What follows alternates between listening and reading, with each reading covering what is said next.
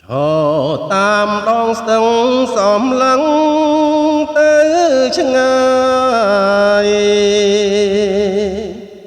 មើលភ្នំឯនាយផុតចុងព្រឹក្សា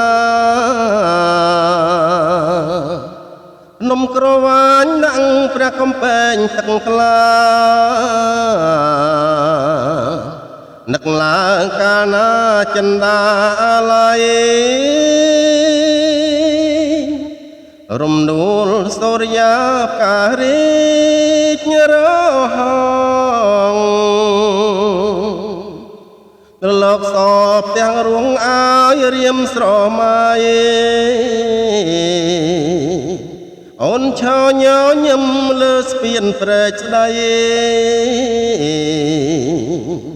មិនមែនស្រមៃបងបានឃើញច្បាំងអោខេត្តពោធិ៍សាត់សាងអនុសា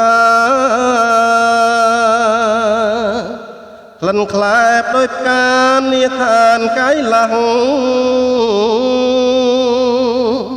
គ្រប់ភូមិតំបន់ការស្រស់ស្រណាស់អើព្រះជាម្ចាំងខ្ញុំសូមសច្ចាក្រោមស្ទឹងកណ្ដៀងនាកាវេជ័យ